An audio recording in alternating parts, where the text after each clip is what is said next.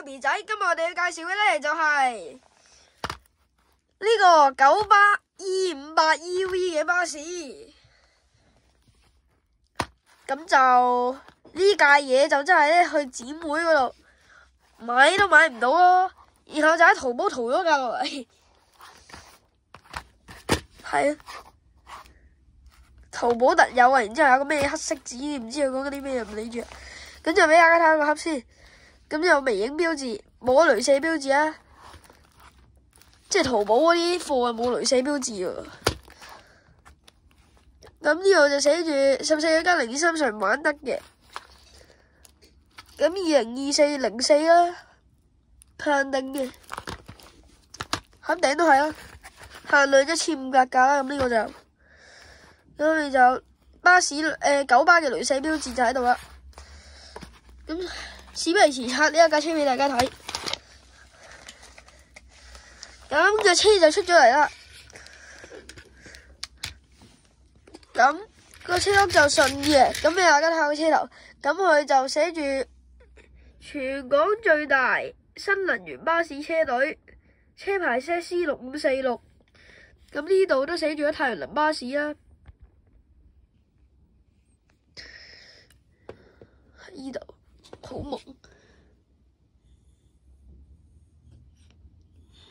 咁呢一度都寫咗全港最大新能源巴士車隊。咁呢邊又寫 KMB 啦 ，Heart of the City 啦，車尾都係有車牌同路線。咁右邊車身都係我哋好熟悉嘅玻璃器啦。然之後呢度係特別在於加多咗一個 Green is Good 啦，車頂做太陽能，好立體嘅。咁由呢一邊睇，大家都見到凸起咗啦。咁車底咧就有金色嘅，冇兩粒螺絲啦。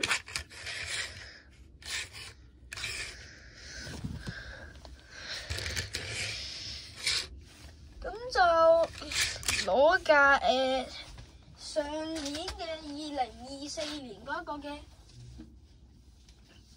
年貨俾大家睇下。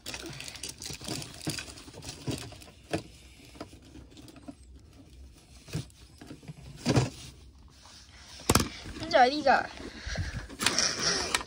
一架比亞迪，一架就呢一個丹尼士啊。咁就俾大家對比一下。車尾啦，咁右邊車身就係咁樣。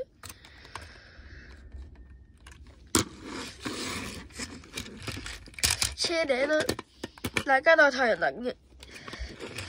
車底，